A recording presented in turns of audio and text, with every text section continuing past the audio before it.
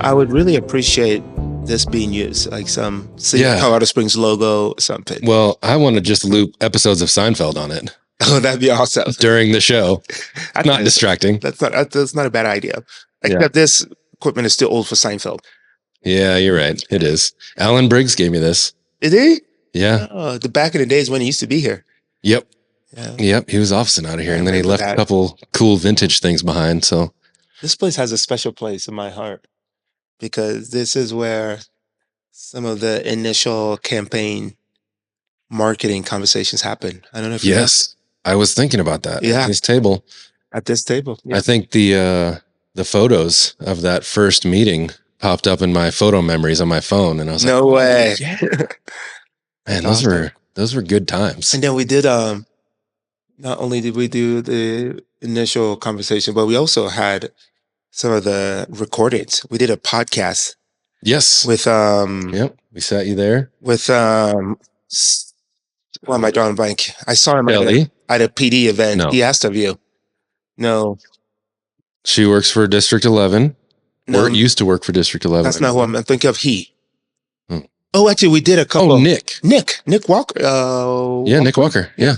Yeah. So I think his wife, not his girlfriend, just getting an award with a police department, a civilian award. That's cool. I saw them. I haven't seen him in a while.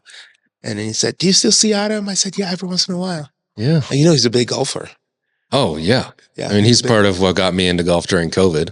I didn't really know he played, but he's the kind of golfer that I like to golf with because he's carefree and goofy. And wait, you didn't say I'm the kind of golfer you like to golf with. I didn't get there yet.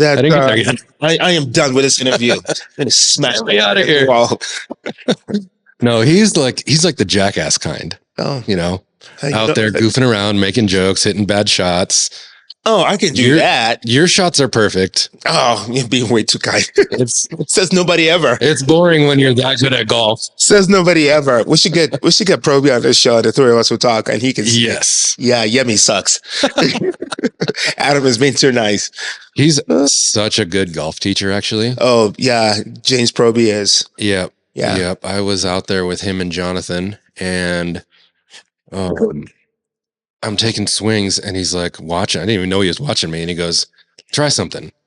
That's James. That is so James. Try this. Like, just edit this, make this shift. I'm doing this when I'm winding up for a tee shot, and he says, "Just don't bring your hands any further than this."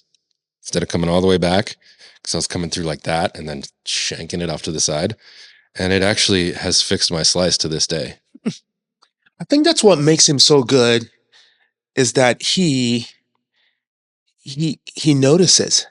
Yeah. He can watch you and go, just make this change, and it works, which is impressive. Yeah. Yeah, very impressive. Yeah, he's awesome. See ya. So do you miss running a small business yet? There are things of that I miss. Yeah. But in some ways I feel like I'm still running a business. You definitely are, just not small. Yeah, it's city business. Yeah, I would say it's very. The skill sets are similar. The scale is just different. Yeah, I mean, I still have to bootstrap. I still have to be creative with problem solving. I still have limited resources. I still have to be customer service focused. I still have to deal with irate customers. I'd say it's very similar. It's just the scale of it is bigger. Yeah. But in many ways, those skill sets, I can't say enough to what those skill sets, being a small business owner and being a pastor, and how that was formative for my time in office. Yeah. Yeah. Yeah. Looking back, I'm sure that's clearer than ever. Oh, but yeah, you had to develop a lot of skills, and they're really helping now, I'm sure. Right. Especially in a season of a tighter budget. Yeah. Yeah. This is as small business as they come. Yeah. Kind of that bootstrapping, and how do you make a lot? How do you make magic out of little? That's where we're at right now. Yeah. Yeah. Yeah, I was thinking back on the first time we met. I don't know if you remember this, but I've told this story a bunch of times. The first time we met. And by the way, we started officially, right? We just kind of. Oh yeah. Yeah, Oh, we're going, okay. right? Oh yeah. You good, Aaron? Yeah. Are we recording? Yeah. Oh, just kidding. Now we're recording.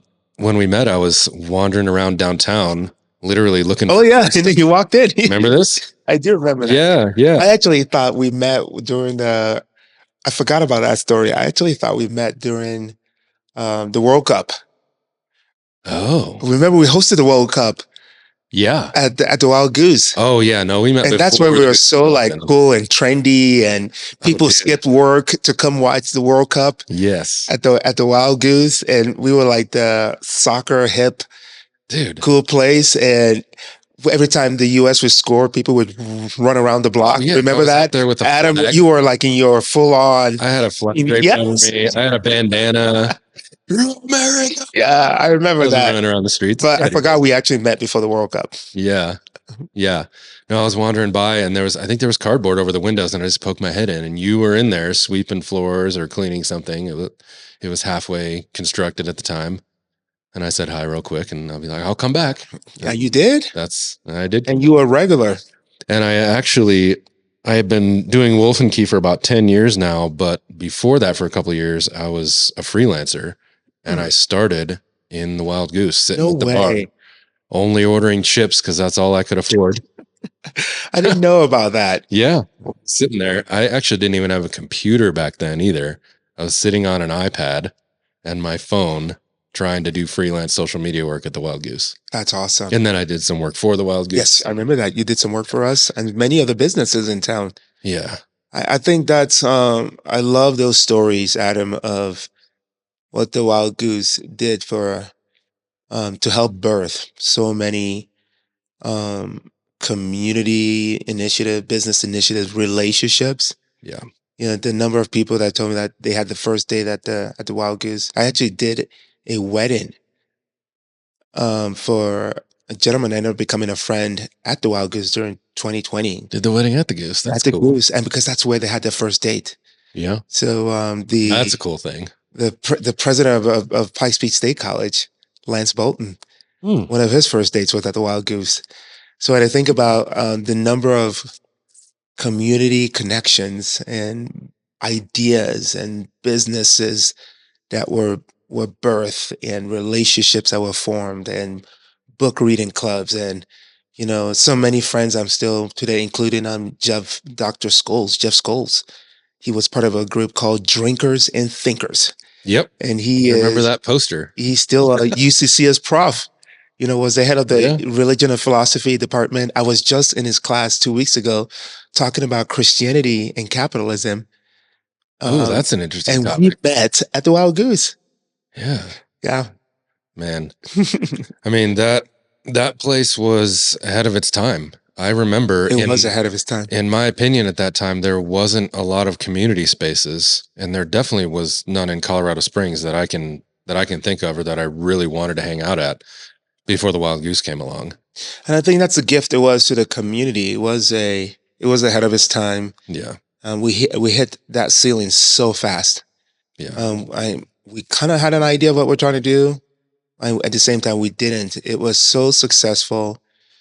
And that's how I really got into city business, into city flourishing. And because that opportunity opened the doors to so many people saying, help us. How did you do this? Mm-hmm. We didn't realize there's a market for community hangout places, and teach us to do the same. And I started helping and supporting small businesses, and the rest is history.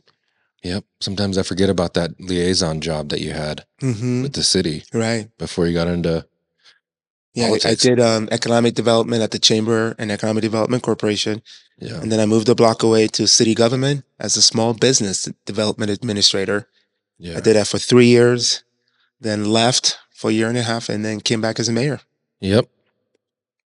Small upgrade.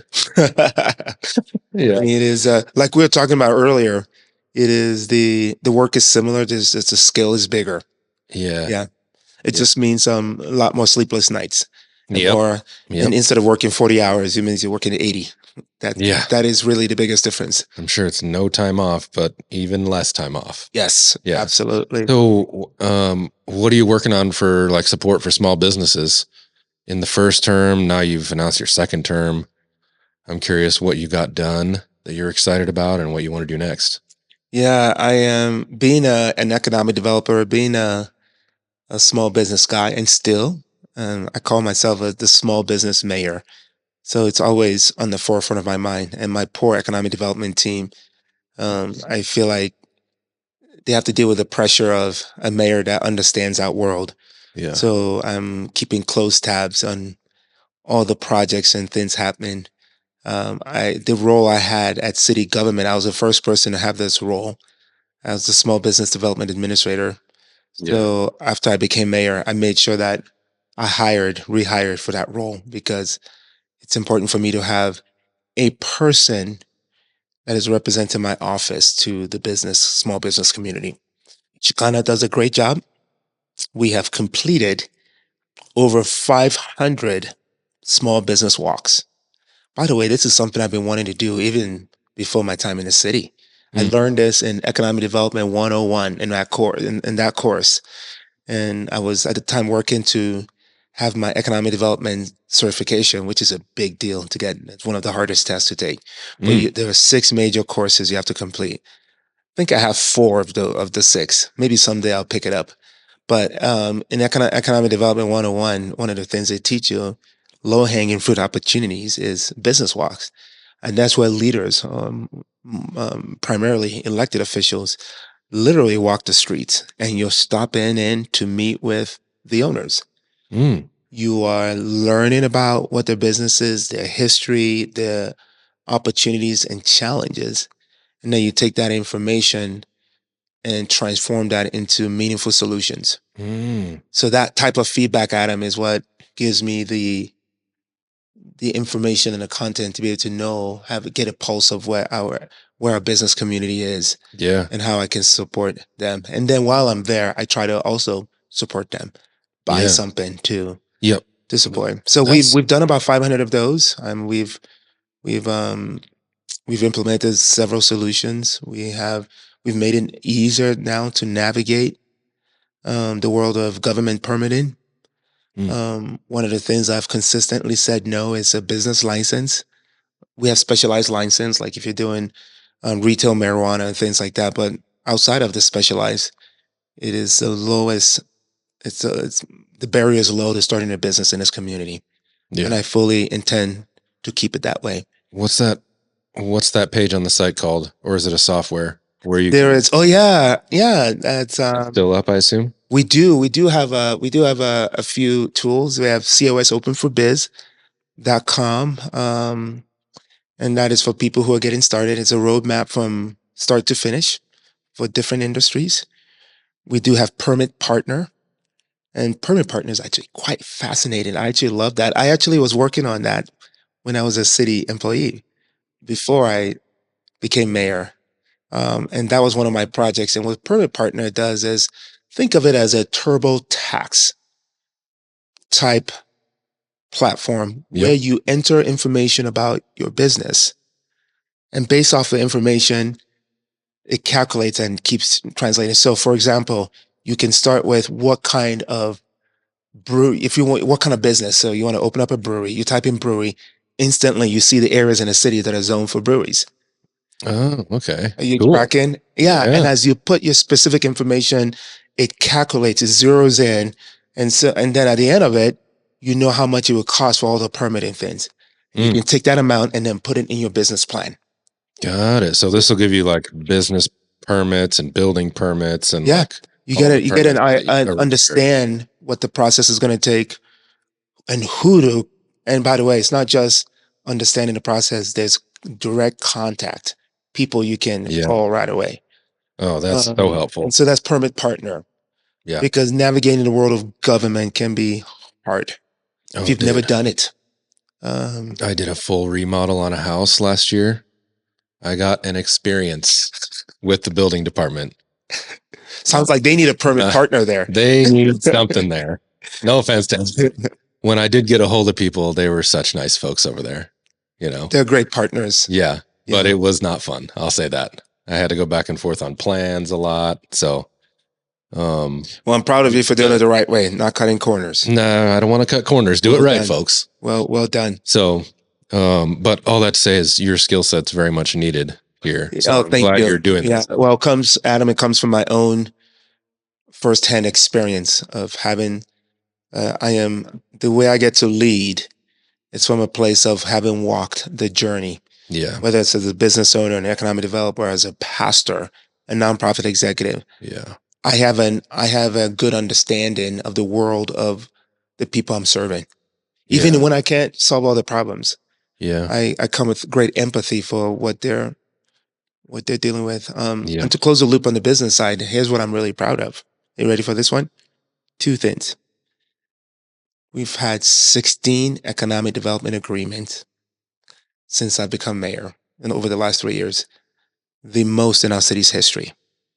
These are economic development contracts we have with prospective companies like Swire Coca-Cola wanting to come to our city. And then we do a very small tax incentive that is performance based. So we don't give it to them. They have to make sure they're honoring everything they would say. Good. If they're going to bring 500 jobs, high paying jobs, they have to honor that before we give them a little bit of money. Good. Okay. We've had 16 of those, the most in our city's history. Wow, that's awesome. Over the last That's 3 awesome. years, we've also, in the state of Colorado, a third of the state economic agreements are coming to our city for the third year in a row. We have the Cool. lion's share of opportunities coming to our state in this community. So is this contracts for like projects that will be done? How many are in progress right now? Projects that will be done, some of them in project. This has been a good year. I mean, started off this year with 3 groundbreaking type events already. And so we can't control the timing of when they come online, because you have the agreements. These are sometimes, many times, larger corporations, sometimes smaller businesses. And what's hard, Adam, is the uncertainty, economic uncertainty with tariffs and the back and forth has caused many of these companies to just pause. It's not a no. See what's going to happen. Let's see what's going to happen. Yeah. You know what I learned recently? This blows me away because it goes in the face of being a political independent. Yeah. I learned from a national based economist recently that partisan gridlock is good for the business community. What? Thank you. That's exactly what I said. Who said that? But here's what she said. She said, think about it. When you have a balance of power and you have a party in the federal level and you have another party controlling Congress, it makes it harder for the uncertainty. So there's a little bit more gridlock. Things don't actually happen that fast. Yes. And what happens when there's a gridlock? Business investment, they look at it and go, oh, that's stable. We can begin to make decisions and we don't have to worry about at the federal level up and down, up and down. That blew me away. Boy, that's interesting. I don't know if I could see the connection. As an independent, I struggled with that too. Yeah. Yeah. Yeah. Well, man, that's another thing I wanted to bring up is the space that you're in, being an independent in American politics has got to be nuts. I mean, we are more polarized than ever, but I say that on the outside. Actually, what I think, and I don't think this gets talked about enough in any of our political circles, is most Americans, I think, fall pretty squarely in the middle, to be honest. Well said. Like I did a little research and I think it's 45% of Americans call themselves independent. Between 45 to 50. And I think that's low because there's not very many people that are on the far left or far right, to be honest. That's what I think. No, well said. It's kind of weird because those people are the loudest on Twitter. Right. And that's annoying. You said Twitter. Oh, how old are you? Come on. Jeez. I thought you were younger. I thought you ran a social media company. I expected you to say TikTok. Run by that guy. Everyone loves him. I can't remember his name. No. So, I mean. No, that's actually well said. The extremes are so loud, but I'm really interested. Like, what is it like being actually a person who is thinking through the issues? And I just had Thomas in here last night. Oh, on the show? Yeah. No way. Yep. You had Thomas before me. Yeah, I know. How dare Well, you? for some reason, he was easier to schedule than you. I'm done. This is over. I'm walking away. Yeah, he said he would come the next day. And you were like, give me a few weeks. No. For the listeners and people watching, Thomas is on my team. Yeah. He's a friend and one of my staff members. I'm just jealous that he beat me to it. Yeah. Such a good guy. I'm jealous of his level of wisdom. Yeah, And he the is way full of he wisdom. approaches the world. Like, since I met him, I was like, oh, you're operating at a different level. I love him. Why do you think I have him on my team? Exactly. Because you're smart. Bring good people around you. Anyhow, like being an independent, I think actually you could push that number to 75, 85% of Americans are pretty squarely in the middle if you had to like do some measurement. Right. I think we all live in the middle because we all understand that there's gray area. Here. Life. Gray areas everywhere in life, but it's especially gray in politics. So as much as they try to really make it look extreme on the internet, and they do everything they can to keep it extreme. Right. I think you're in a very interesting position.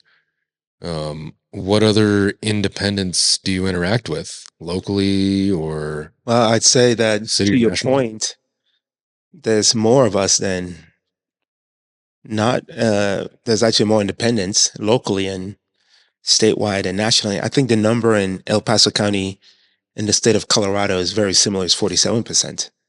We are the unaffiliated. We are the largest political party. Now, there's so much diversity to the independents.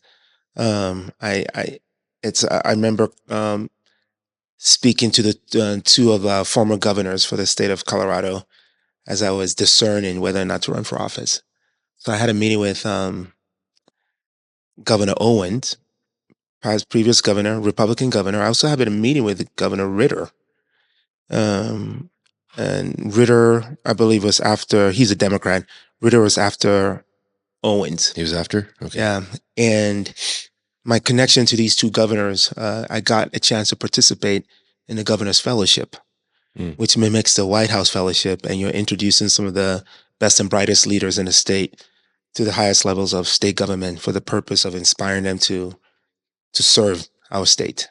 So that's how I got connected to both governors. But I remember in my meeting with Governor Ritter telling me that in today's world, he's not quite sure he'll be accepted by his own party. And he's a Democrat. And I said, what do you mean, Governor? You know what he said? I'm a pro-life Democrat. Interesting. Yeah, that would be a tough one. There was an era nowadays. Yeah, there was an era where political values all touched each other. I've heard the concept of kind of this sack of potatoes where, they're all different sizes and shapes. No two potatoes are the same. And in that sack, they are all touching each other. Yeah. So you have a pro-life Democrat touching some of the values of a Republican who historically pro-life.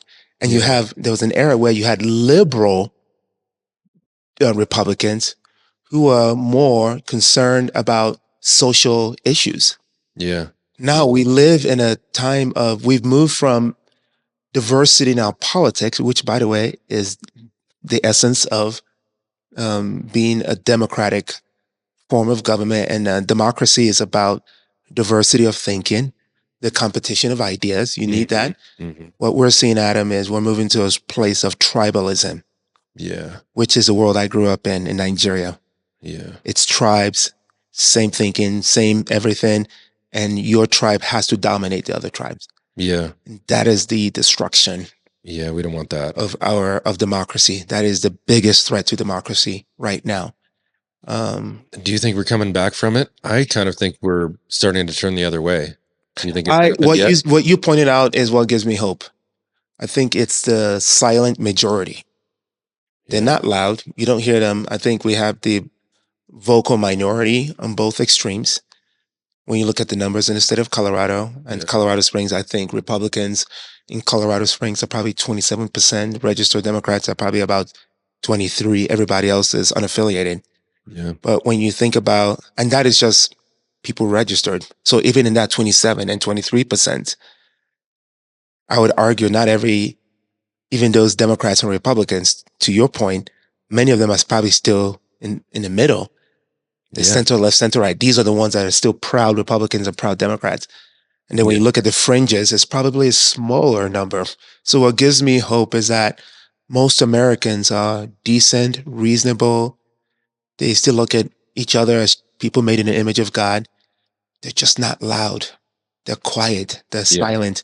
They're That's living really their what it daily is. lives, taking their kids to school, going to their favorite cafe and taking the Yeah. family on a hike. These are most Americans. They don't show up on the news Yep. because that doesn't sell. That's 1,000% it. Right. But I think they're just looking for ways to be involved in politics in some kind of non-traditional way. They're really trying to find that middle ground. From Right. what I'm observing out in the world, like you turn on any news source and you're going to get an extreme Oh my goodness, view absolutely. one way or the other. Right. I don't watch it anymore, except for I don't even watch anything traditional anymore, unless it's ironically.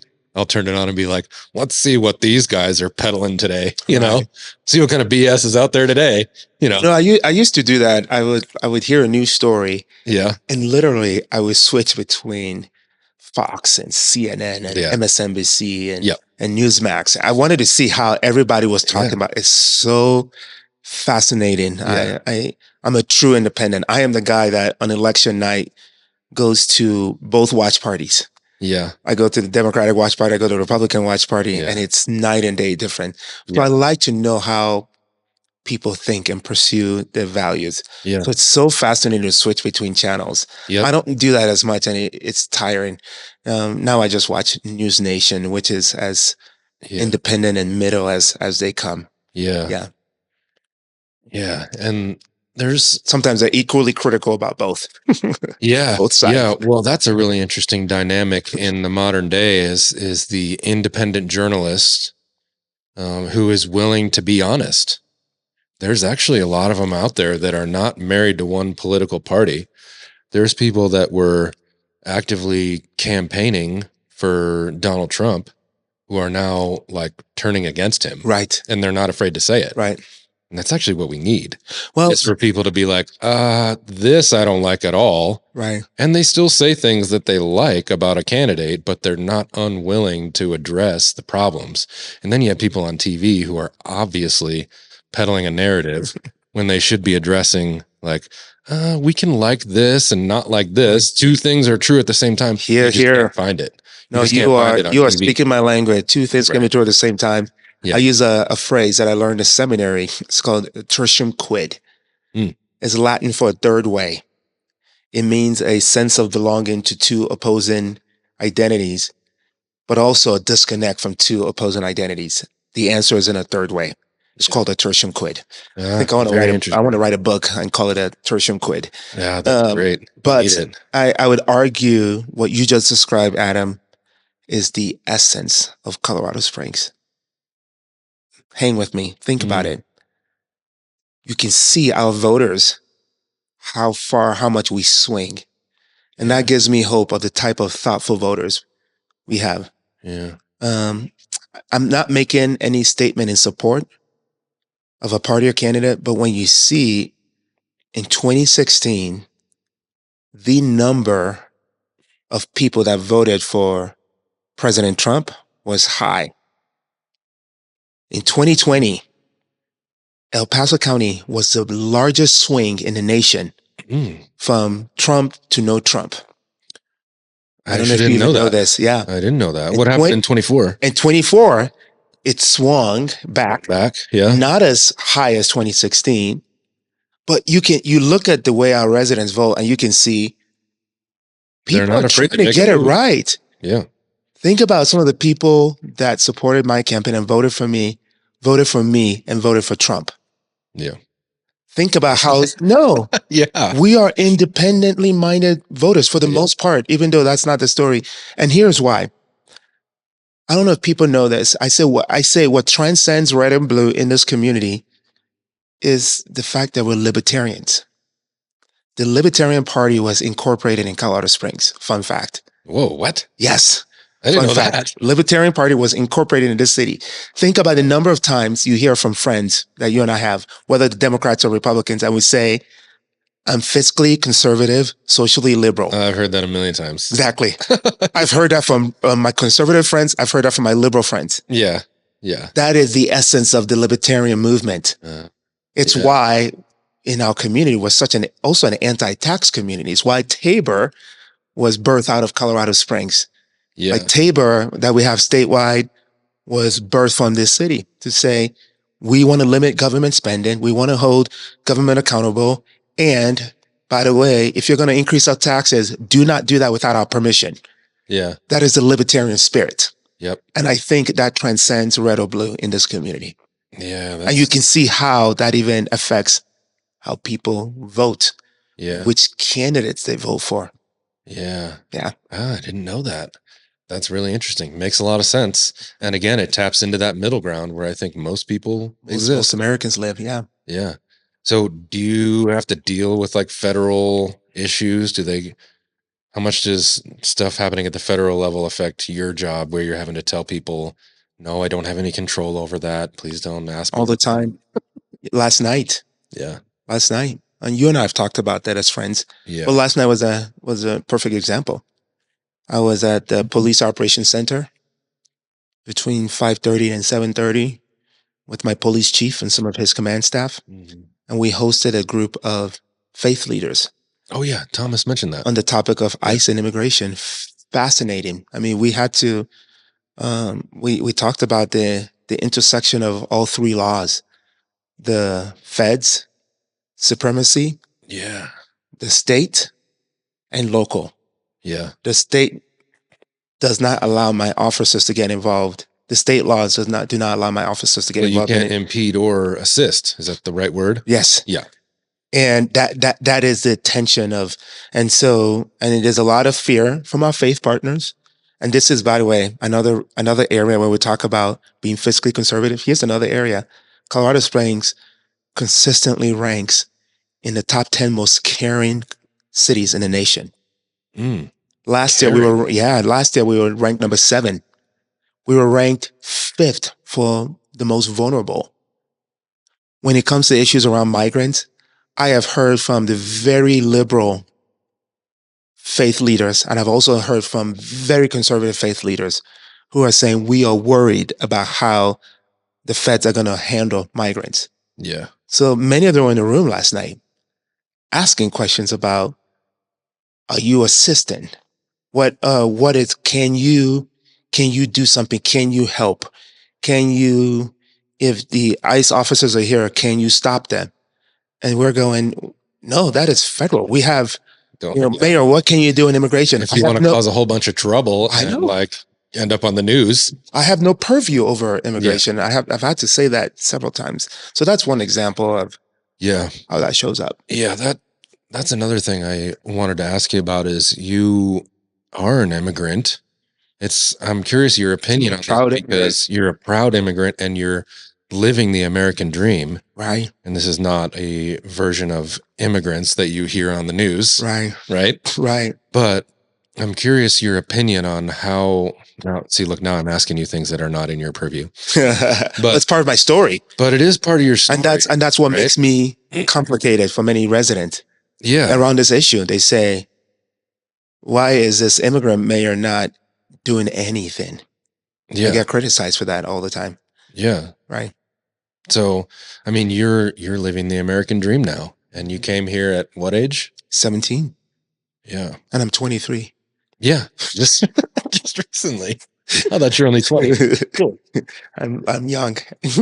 Yeah. So what's your take on it? You got experience. Yeah, two things can be true at the same time. Yes, thank you. Yeah. We've seen that great example with so many leaders and past presidents. President Reagan is one of my favorite examples of this. Obama is another great example of this. I mean, Obama is credited as deporting more illegal immigrants than many presidents Did have. you know he's deported the most, more than Donald Trump? I That think that's still the I think number. that's still, yeah, Look I've it heard up, that. guys. Yeah. But it is, and at the same time, it's the same president that was trying the whole DACA, you know, children who find themselves in the U.S. and whether it's family or and they were without status, Yeah. and they're Yeah. American citizens for all we know, Yeah. without the right legal document. How can we help them? Mhm. So you can see, and Reagan, very similar, great president, great policies, advanced this nation, kept us safe. And you know, one of his last speeches, which I love, one of his last speeches to this nation was to talk about the role immigrants play in Mm. making America one of the greatest nations in the world. When we talk about make America great again, which he's originator of that. Did he say that? Yeah, that's where that was birthed from. Whoa, I didn't know Yeah, that. President Trump resurrected that. Oh, I didn't know that. I'm And learning stuff today. I know, you're welcome. Thanks. And when you talk about, when you see Ray, and this is me paraphrasing, in this one of his last speeches, he said, um, if you go to Germany, excuse me, if you go to Germany, you cannot be a German. If you go to Japan, you can't be a Japanese. The only country in the world that welcomes people from all over to form this great experiment we call America is America. Yeah. Yep. Think about how precious and special this nation is. Yeah. Where else in the world can you walk on Main Street and you go Indian restaurant, Chinese restaurant, Mediterranean, Yeah. the heart of Jerusalem? I mean, only America looks like this. Yeah. The world I came from, all you saw was Nigerian restaurants. Yeah. Think about the richness. And President Reagan said, the moment we stop welcoming the best, we're in trouble. Yeah. Yeah. We were founded as a nation of immigrants. That is still a huge part of our identity, and that needs to continue. That can be true at the same time when we work on our borders. Yeah. To keep our nation safe, to have rules around how people come in here, and to keep the bad people away from our country. This is life. Two things can be true at the same time. Yeah. And the problem of politics is that says they don't want you to think that. Yeah. Two extremes. That's the problem of politics. Politics is all about two extremes. And leaders like you and I go, whoa, what makes the most sense here? Yeah.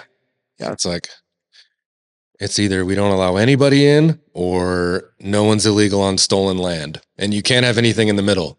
I'm like, none of that makes sense. None of that makes sense. Neither one makes sense. Life is gray. Yeah. In the gray. Our diversity is a strong suit of America. It's a major strength. Think about our Olympic athletes. Yeah. And you hear the stories, and it's like, you hear that a good portion of them actually came here. They change identities. It's why America dominates. Yeah. You have American marathon runners that look Ethiopian. Yeah. It's like, I'm pretty sure they migrated here, changed identity, and we bring some of the best. And that is a narrative. It's so sad that we're losing. I often remind people that the first lady, who's the first lady? Melania. Yeah. We came into the country the same year. No kidding. No kidding. Wow. We're both immigrants, came in 1996. Has she called you? Yemi. We have to celebrate the fact that let's celebrate. We have a first lady in the White House, the first immigrant first lady. Yeah. That's a big deal. Yeah, that's a cool thing. Yeah. That's a really cool thing. Yeah, both of our American stories started in 1996. So, yeah, 96, you're 17 years old, and you've said before that you had... I'm 23, so I know the math doesn't make any sense. So you were negative 7 years old at this time. You've said before that you were going through like you were having some mental distress. You were in a bad place mentally, but I don't think we've ever really talked about... Oh, you talked maybe my health? I had some significant health challenges last year. Yeah. No, I mean when you came to America. Oh, yeah. I was a young lost kid who at the time didn't have a good relationship with his father. I grew up in many ways, I felt like I was a misfit in my own household, in my own culture. And I was a kid that always pushed boundaries, got in trouble. So I was I never did lost. any of that. Yeah, what I didn't. People look at me and go, you have community around you. I didn't have any friends. So America has been good to me. This country has given me so much. It's given me community. It's given me opportunity. My family, my wife is American. This country, and these are the things that inspired me to run for office. Did you come here with your parents? No, I came. My brother was here before me. He was a college student. Wow. Then I came in the next year, and then my two youngest sisters came in. So we've all had the opportunity to find education and to learn and get good degrees. But even more so, we've had the opportunity, Adam, the blessing of being able to stay. I Yeah. wanted to stay. I wanted to make a difference in this world. I don't know if I was coming into the country today, I don't think I would have had the opportunity. Yeah. Yeah, there's a lot of misinformation around there around immigration, around H-1B visas, which I was on, Hmm. and beyond. It's just so much misinformation out there. And it's hard to read and witness or hear these narratives. Yeah. Mm. Are there bad people that are migrants? Absolutely. Yeah. Are there bad people that are immigrants? Absolutely. Yeah. Are there bad people that are naturalized citizen? Absolutely. Everywhere. How Are about there everywhere? bad people who are born citizens? Absolutely. As Yeah. mayor of this great city, I have more challenges with criminal behaviors from people who are born citizens I bet. than I do immigrants. Yeah. That's what I deal with That's every what day. it is. It is what it is. It's not even a political statement. It's just I deal more with more criminal behavior from Americans than I do from Yeah. immigrants and migrants. Mm. Was there a person or an event when you were younger, when you came to America, that kind of set you towards this mindset of making a difference and maybe starting a How do you business know that? someday? Did I tell you that? No, actually, I don't know. Oh. At least I can't remember right now. Well, I'm seeing that you know parts of my story, so I was in my mind. I'm going. Is Adam telling a story here? Yeah. But No, I don't. I mean, some of this I remember, but it's been years since we talked about that far back. So, well, it's yeah, I would say Yemi today is a product of the blessing and investment of so many people who saw something in me before I saw it in myself. Adam, I remember I've told this story, and man, it makes me emotional. I haven't even started telling. I can already feel the emotions. I just remember feeling invisible, and you know that scene in movies. Actually, I shared this story at the Harvard Bloomberg cohort. You know, I got a chance to participate in this year-long cohort through Harvard and Bloomberg, and they choose 40 mayors every year. 25 of us from the U.S., 15 from around the world, and they put us in this year-long Cool. cohort, and they pay for all of it. It's of no cost to the city, and what comes with that being a part of that program is so many benefits, including they send fellows to help us solve city problems. My cohort actually is in Madrid right now. They're all in Madrid. I didn't go because I'm too much of a workaholic. So they're all in Madrid right now learning. But in that cohort, they taught us this thing about the story of self, story of us, story of now. And a lot of that is embedded in my speeches.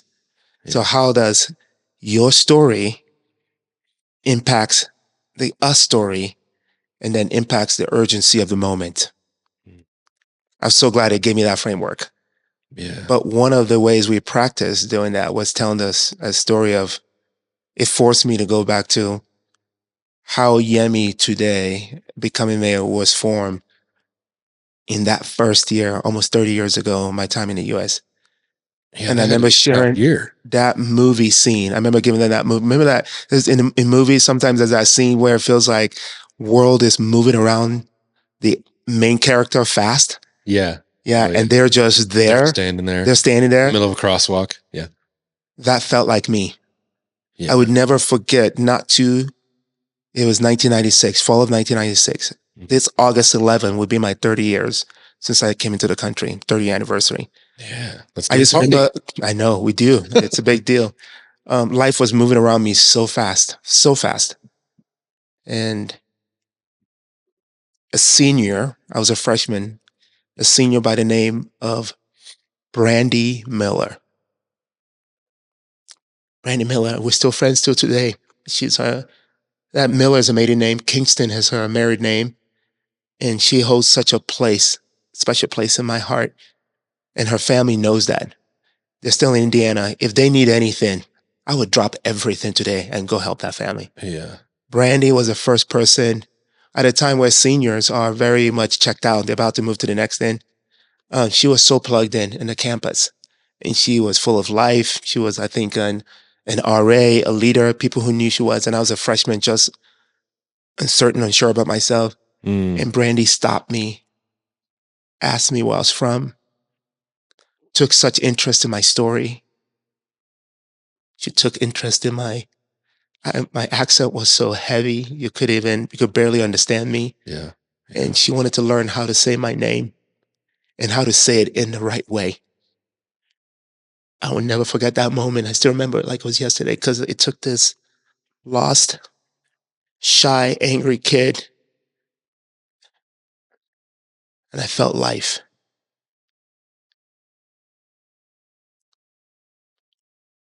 I remember that feeling like it was yesterday. Brandy was the first one, and then there was Sean Holgren, and there was Dr. Mallory, may his soul rest in peace, Tim Keller, may his soul rest in peace, Dennis Embrecht, who was the senior vice president of my college. These leaders all hold a special place in my heart.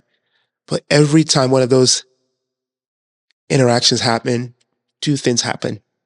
One, I felt like $1,000,000. Two, I thought, I need to pay forward. If this is what it did to me, I need to do it to somebody else.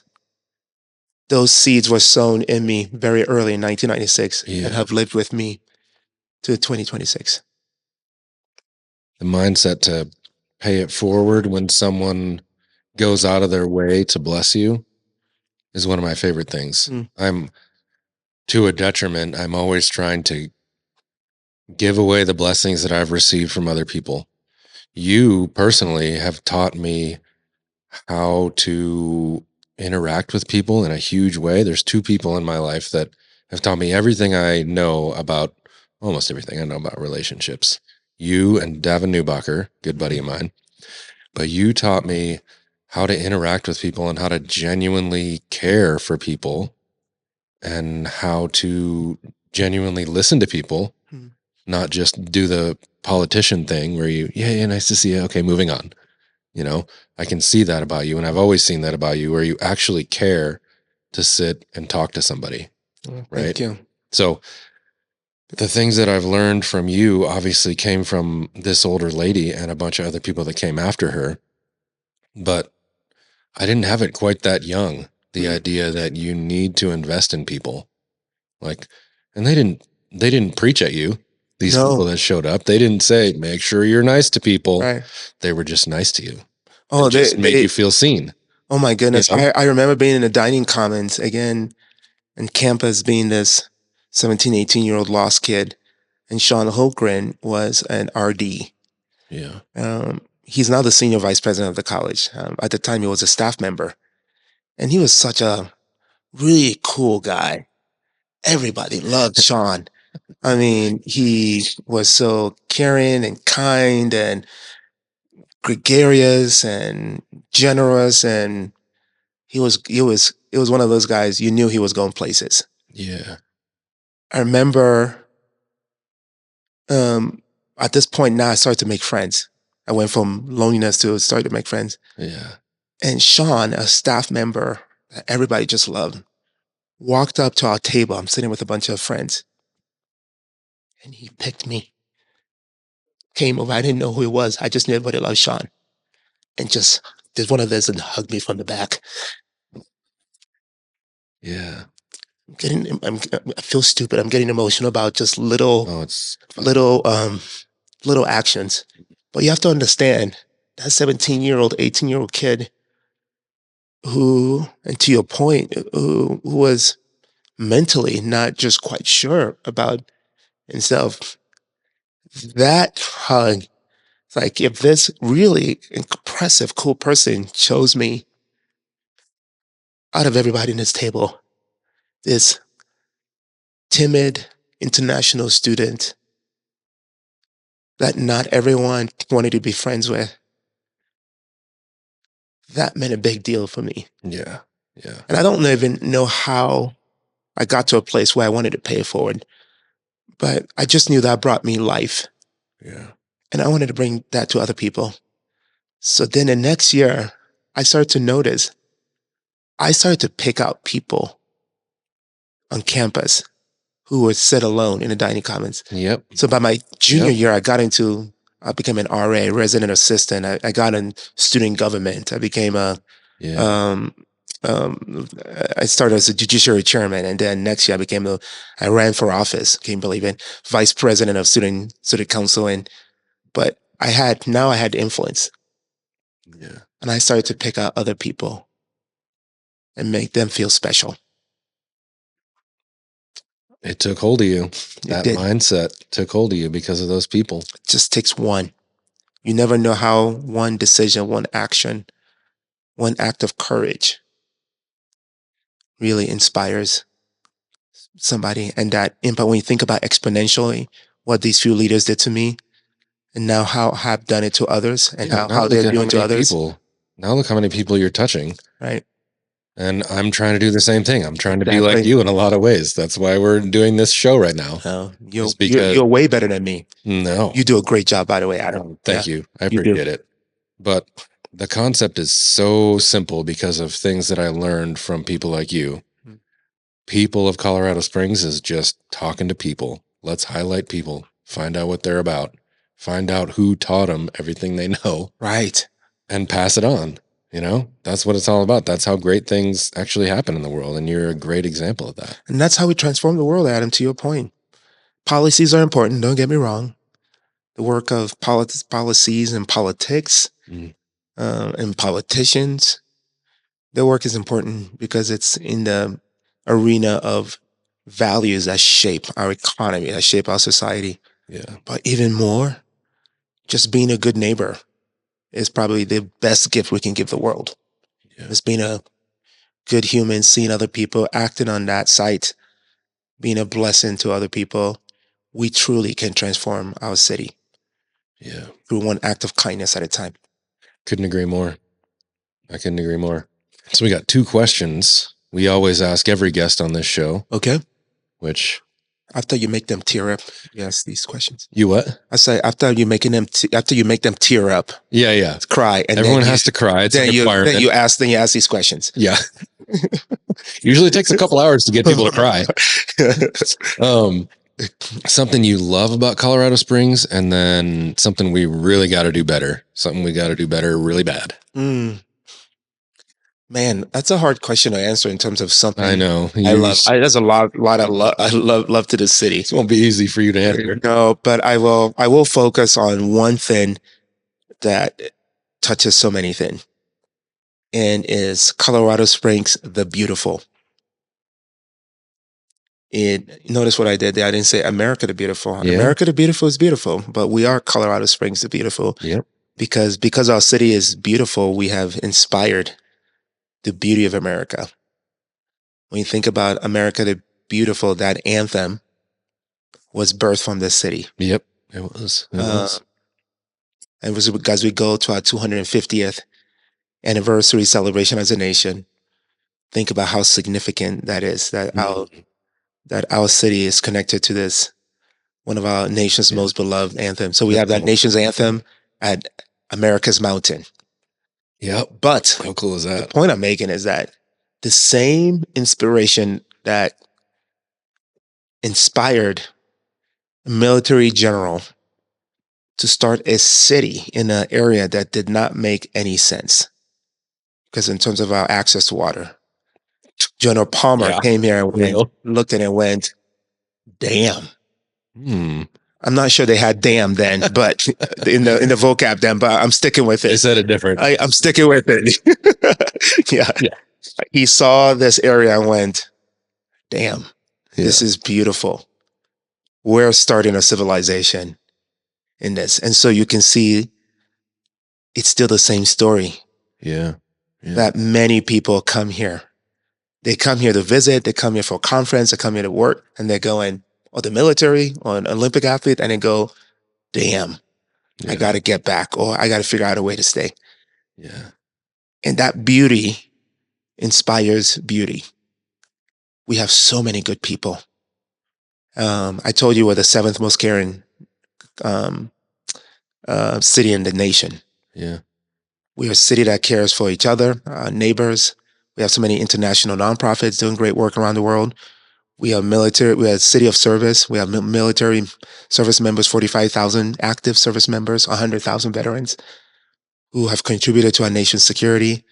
Um, we are a city formed by so many rich faith traditions. And so that is one of the things I love about Colorado. And you see that show up in so many different ways. It even shows up in how we joke that Colorado Springs is smaller out of Springs, the smallest big city, where we're a city of 500,000, but we still behave and act as though we're a small town. Yeah. So Colorado Springs, the beautiful. Yep. Yeah, that's great. I love that. What can we work on? Now I'm going to jump into the world of policy. Yep. So I moved from human connection to, I believe, one of our biggest challenges.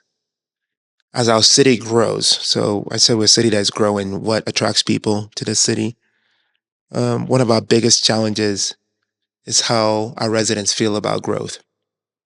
There's a lot of pushback, there's a lot of fatigue, and there's a lot of tiredness. And what may seem as the anti-growth movement, there's a lot of that happening. No, no, no, no to so many projects. In fact, I met with a group of state leaders about a couple of months ago. They came to meet with me in my office. I mean, I'm talking about the head of DOLA, head of CHAFA, and which is, by the way, very cool to see. Since becoming mayor, I'm now a bridge to different spaces and areas and sectors that historically has not been there. So instead of now us having to go to Denver all the time, we're having state leaders come visit us. Yeah. Same thing within the DC side. There's so many great connections there. But they came to meet with me to learn about what makes Colorado Springs special and so unique and how we get things done. And they were all full of compliments. And I said, well, there's one thing though. And I was bracing myself for it. It said, so you guys are leading the way in the anti-growth movement. We have never seen anything like it. Every project that gets approved, every initiative gets caught up in lawsuits. What is happening in your city? Wow. I worry. I really worry, Adam, about that because there is no such thing as stop growing or stagnation. Yeah. If you read the history of every ghost town, ghost community, or the cities that stopped growing. Yeah. But what I hear underneath the anti-growth movement are values. As our city grows, how are we taking care of our infrastructure? Yeah. How are we taking care of making sure that we're safe? That, I believe, is the underlining question. How are we taking care of the vibrancy of our neighborhoods and the view of the mountains that we used to have? Yep. And I think that is what is causing this anti-growth movement. So it's my job as mayor to continue to ensure that we are growing our infrastructure. We are growing an ability to keep our community safe. And that's why we're celebrating the fact that our city is a lot safer today than when I first took office. Yeah. All the crime numbers are trending in the right direction. We're leveraging technology where now our response time have moved from 24 minutes to 11 minutes. You know, now 911 calls no longer on hold. They're now being answered in 86% of your calls are now being answered in 20 seconds or less. So these are critical infrastructure things that our residents are asking for. They're not sexy. But they're fundamental. They're not glamorous, but they're essential to a growing and thriving city. Yep. When you and I met, we started this conversation with how we met at the Wild Goose. There was a hunger for growth. We couldn't add enough things in this community. It was palpable. Oh my People were goodness. It just was like more, begging more, more, for more, it. more, not enough. Yeah. Now people are going, whoa, slow down. Yeah. Are you taking care of our city? Yeah. And that is the message I'm sending to our residents. This mayor really understands the fundamentals of his job and Yeah. what I was elected to do. And I want to ensure that we are growing our quality of life by growing our infrastructure, growing our safety. And that is where my head is. That's where my priority is. Yeah. Well said. How are we doing on affordability? I think I'm thinking mainly of housing. Right. But as we grow, That's another infrastructure. that's part But of infrastructure, right? that's the two sides of that coin. And I know as someone who has remodeled, as someone who is, thank you for the role that you're playing to in affordability. And I know that just because we're friends, you in your other life, in your side, you are flipping homes to make sure that people can rent those homes, and we need those. But that's a great one around these two sides. When it comes to affordability, and we have all these projects, we have residents that are saying no. They're pushing back on it, or they're suing the projects, suing the New cities. developments. Oh yeah, it's Yeah. happening every day, and I don't Yeah. think people understand what they're doing. Yeah, I didn't know that at all. Yeah, I don't know what's going on with that. that is happening. Interesting. Just about, and that's why the state gave us that feedback. All your affordable housing projects, everything is just getting locked up in lawsuit. Ugh. People are And saying the no. affordable, well, I guess what counts as affordable housing, And that's it. And I actually hate that word affordable housing, right? because I think what our residents here, lower income, ghetto, Section 8, Right.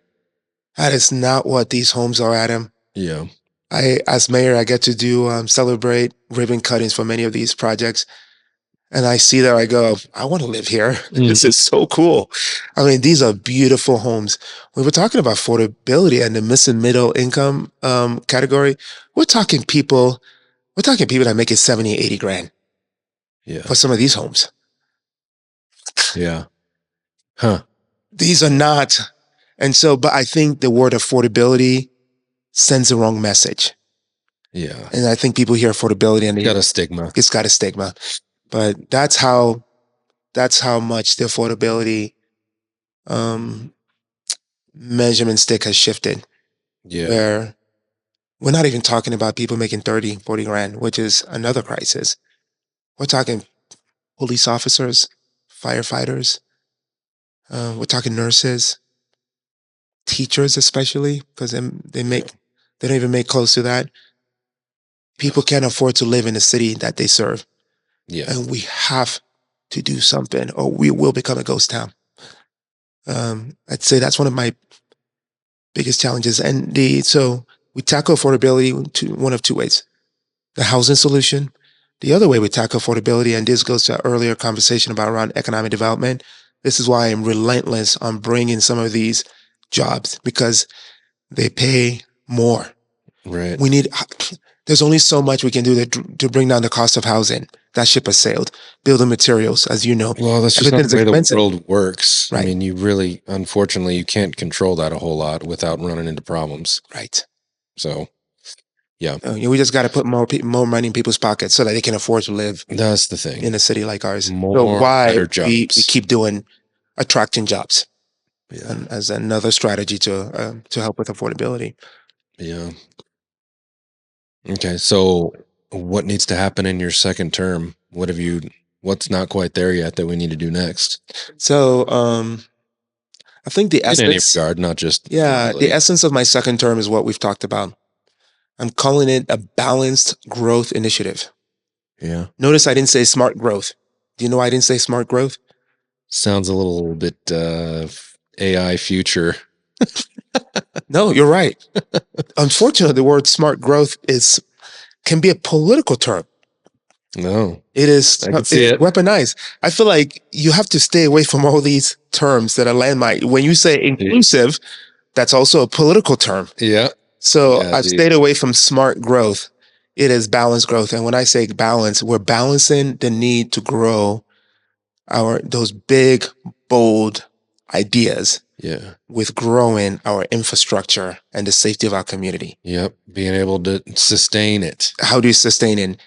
And to do that, because back to our earlier topic, the third way, the tertium quid, two things can be true at the same time. Yeah. It demands a leader that is independent of special interests, independent of red or blue, and can bring in attention of both values to say, yes, we need the Coca-Colas to pay better.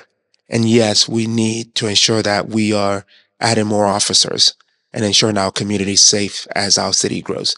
That is going to be the essence of my second term, is to say we're going to continue our public safety efforts. We do need to, I've hired close to 300 officers. We do need to get to the full strength of where we need to be. It's so fun as mayor because back in the days when I was younger, I used to cringe when you see police officers with a radar gun. Now I'm seeing them again on I-25. I'm like, yes, Dude. This is what happens when you're mayor. You begin to celebrate police, pull people over. Well, what that means is that it's safety. Yeah. We're tracking down the crazy drivers. Our city is growing, and dude, there's so many crazy drivers. So we need to stop them. I have heard you, or I think it was like the chamber. I think it was the State of the City event. I heard you, and you got real worked up about we are not going to allow crazy driving. And I was like, yeah, dude, it's actually wild out there. It is wild. Like I don't go anywhere. This is without why seeing somebody. This is why the anti-growth movement. Now you understand. Yeah. Why the anti-growth movement is getting big. People are going, whoa, time out. Yeah. What is happening to the city that we love? I don't know what it is about the drivers. Are they all from Texas or are they all from California? Something's wild with the driving. It is. We blame different thing than safety. We blame the Texans and the California. Sorry. Yeah. But thank you for bringing your burgers with you. Yeah, absolutely. Whataburger and In-N-Out. Yeah. Bring your burgers, leave your politics. Exactly. Californians. Never mind. Yeah. But yeah, and so when even things like technology, like speed safety vans, the red light cameras. I know people hate those things. The license plate readers. Hate them. Yeah, we don't have any interest in your personal life. But if there's a crazy driver, we need to be able to track him with the license plate reader and file and catch them and hold them accountable. Yeah. So as we advance in technology, there's a lot of tension around, whoa, is Big Brother watching? For sure. No, we can barely keep up with the needs of our community. We're not interested in anybody's personal life. Yeah. And we're transparent. You can even see how our drones move. There's a website. You can, we deploy them if there's an emergency. Think about last week, we had 3 fires. Yeah. How did those go? You know how we stopped them? We sent drones. We can get a drone on the scene in 2 minutes, Adam. Less than 2 minutes. Wow. So we know exactly where the fire is.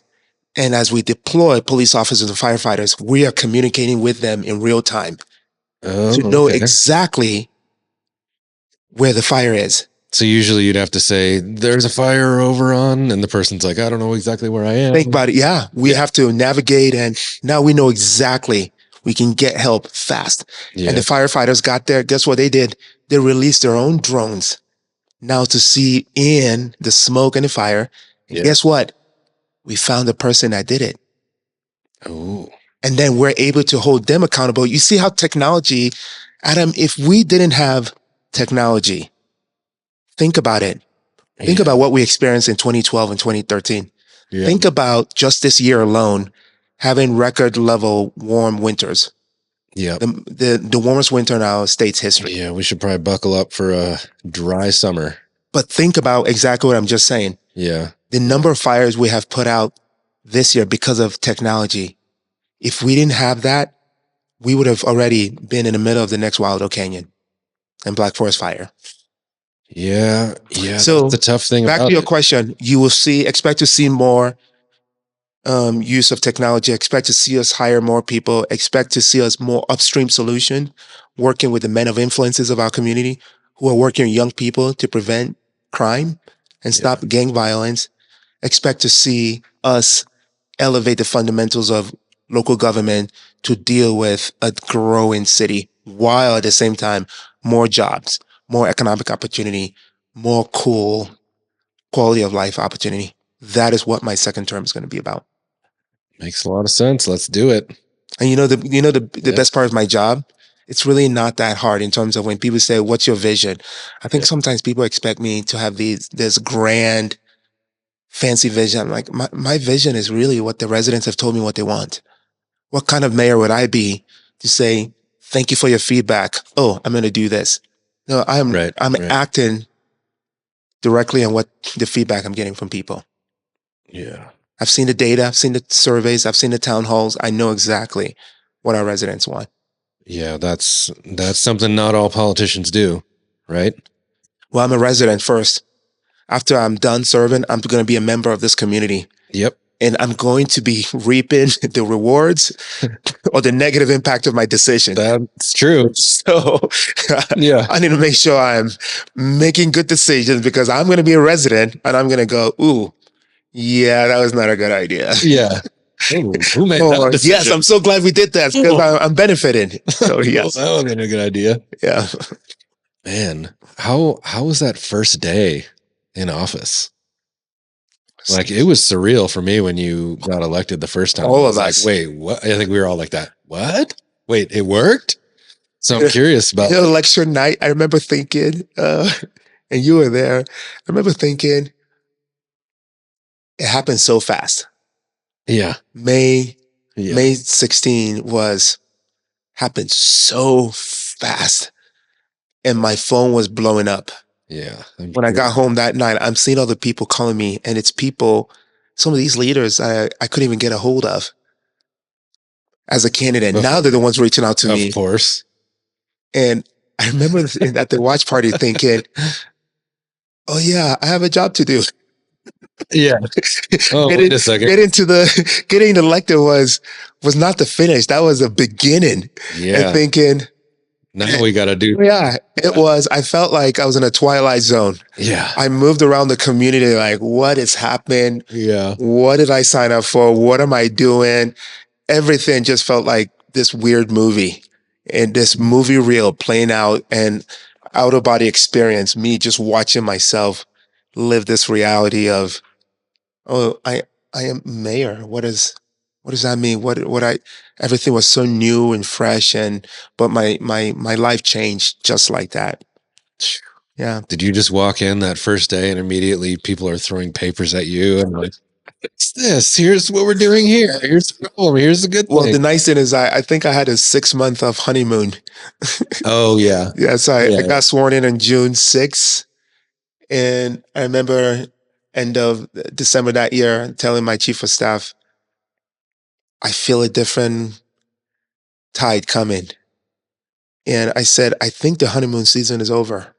And sure enough, January 2024, shit hits the fan. Yeah.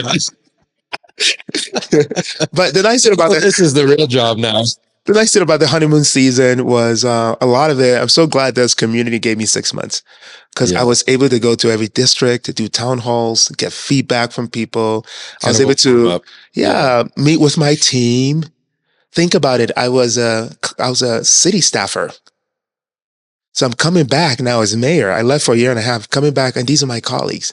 As I made my rounds from department to division and department, and they were holding signs, welcome back. Yeah. It was really cool. But hearing from them, what do you need? Hearing from our police officers or firefighters. So it gave me enough time for me to form what I was going to be about. In fact, Adam, this was a really cool, weird God story. You know, the state of the city was set before I became mayor. Yeah. Because you have to book the venue. It's typically the Broadmoor. And so September, whatever that day was. Yeah. So John Sutters left office in June. I started June 6th. The state of the city I inherited, guess what day that was? My 100th day. Oh. I kid you not. I forgot about that. It couldn't have been planned. So, you're given a state of the city you haven't really gotten anything done. You just started. I started in June. State of the cities mid-September. Yeah. My 100th day in office fell on the state of the city. So I gave a report out to the community. Here's what I've heard you say, and here's what we're going to do. Yep. And that's what we started to do. Yep. Yeah. Has anything changed that you didn't expect? Well, what was unexpected? Like once you took office and you were in there for a while, was there anything that was like, oh, I didn't know this dynamic would be this way, in a good or a bad way? Good way, I'd say. I didn't realize how much having this bully pulpit and this identity would add so much to inspiring people and giving people hope. Adam, you and I have been friends. I'm just Yemi. I'm still Yemi to you. Yeah. I'm still Yemi to a lot of people. At home, I'm just husband and dad. Yeah. Though my daughter knows how to leverage calling me mayor to get my attention. She goes from dad, dad, dad to mayor, mayor. That's a whole funny different story. That's fantastic. Yeah, but this mayor identity, I didn't realize that I have an identity that just adds so much value to people's life. You show up to their event, you show up to their home, and I am still Yummy, but they look at you as mayor, and it's such a big deal. Yeah. And this happened earlier today. Ran into a guy and he said, my mom is a big fan. Yeah. She would kill me if I don't take a picture with you. And then I say, even better, turn on your video. And I record a message for his mom. That's great. Yeah. And he's almost in tears. Yeah. I've been given an identity and a tool to bring so much hope and blessing and life to people's. I walk into schools and those kids treat me like I'm Superman, like a superhero. They get so excited. That has been one of the best parts of it. Yeah. I'm glad you've got this platform to do that because I've always known you as that person. And I think it's your superpower. Mm. You know, sometimes people say, what's my superpower? Or what's so-and-so's superpower? I think that's your thing, is like making people feel seen and spreading the positivity that people gave you at a young age. Like I said before, Good. I think that's your thing. So no better person for the role that you're in. Thank you. I'd say what's harder to the other side of the question is politics. I have a front row seat into the world of politics, and Dude, in many ways, it's I'm a gotta be politician. dirty. I hate it. Yeah. I hate it with a passion because politics is about, I want to say my yes is my yes, my no is my no. That's not politics. Politics is all about Not the an case. angle, a deal, a means to an end. Yeah. And that is just not who I am. And that's painful for me. I don't like that side of it. Yeah. Yeah. And the criticism, especially the biggest criticism I've learned too, and maybe this helps for me not to take it personal. It's really from people that don't know me. The biggest criticism are just like, I don't even know who these people, but they talk as though they know me. Man. Yeah. Yeah. Yeah. Yeah. That's always who it is. Yeah. You know, that's why I like sitting down and talking with you right now and having more people get to know you as a person. Oh, thank you. Get to know your background and your story and how you got here. Right. Because people don't criticize someone when they know them. I was talking about this with Thomas. That's good. You're saying humanize people. Yeah. Yeah. We were talking about this with Thomas yesterday. It's hard to hate people close up. It's hard to hate people right across the table. Right. So, well, awesome. Anything else you want to share with listeners? Anything else people really need to know about Colorado Springs that you don't know if they totally grasp going into your second term? Or I would just end with to our Colorado Springs residents and voters. My commitment is to the city. My commitment is not to red or blue. My commitment is to our residents. That's why sometimes I wear purple strategically. Yeah. Yeah, purple is my politics, and then Purple Mountain Majesty, and purple Yep. is the color of all military colors combined. Oh, It's a yeah. nod to all three. You Yeah. know, You're wearing purple at your launch party, right? I did. You Yep. noticed that. Yep. So let me give you a little secret. If I'm wearing purple, it's which is one of those three things. I'm making a political statement that we are a city of independence. It's complicated, like we've said in between. I'm making a statement about supporting our military. So April is the month of the military child, and April 15th is Purple Up Day. So you wear purple to support our military children. Yeah. So it's Awesome. a nod to our military, and purple hearts and all that stuff. Yeah. And purple is also a nod to our landscape and Purple Mountain Majesty. That's why I wear purple. That's fantastic. And when you see Yeah. purple leadership, I think the biggest news is from 2 weeks ago. I hired my election rival as my chief Yeah. of staff, Yeah. and we're working What together. a move. I love it. Yeah, so we are who I am as an independent, who I am for my love of city, for my putting our quality of life ahead of party politics. It's not just great talking points.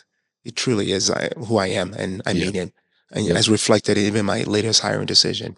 Yep. I'm going to hire the Absolutely. best, regardless who they are. Yep. Yeah. Well said. I love that about you. So I'm going to end it. Yeah. This has Perfect. been therapeutic in a weird way. This is great. I hope you'll come back on in the future. I don't know how many repeat guests we'll have, but I want you to be one of them because Thank you. I also really want to know what's going on in my city. I love this city, and I really want people to hear directly from you. Ooh, that'd be fun. That'd be fun to talk about. Yeah. Like brass tacks, Yeah. policies, decisions. Yeah. We've talked about this before. I don't know that people fully grasp everything going on all the time, and I want people to know. I want what you're doing to get out there for real. I mean, that is a whole series in itself. Yeah, totally. Let me affirm what you just said. I had a meeting with a group. Excuse me. I had a recent meeting with a group of leaders, small group of leaders, many of them legacy families in this community. I wanted to bring them up to speed on some of the dynamics with the utility infrastructure by the airport. Yeah. Which is the Peak Innovation Park, where a lot of our future development. That's where Amazon, Swire Coca-Cola, Frito-Lay, Yeah. that's where they're all located. It's a 2,000-acre park. We've only developed 200 of it, so more opportunities. Yeah. There's a bunch of space out there. A bunch of space out there. We've had some tension around, how to establish that infrastructure. I wanted to bring these group of leaders up to speed. We didn't even get to that. You know what we talked about? We just talked about the makeup and the structure of the airport. The leader, one of them called me the next day, started laughing. He said, we have legacy families in that room, 90 plus years, and we didn't even know anything about the airport. We didn't know how the structure, they were blown away. I mean, they were so intrigued because I run the airport. It's one of my things I'm responsible for. Yeah. They were asking great questions, and they were going, how is it that we have lived there and we don't even Never know knew this. Yeah. I'm sure there's a million things I don't know too. And we are leaders in the community. We've developed things, we've built things in this community.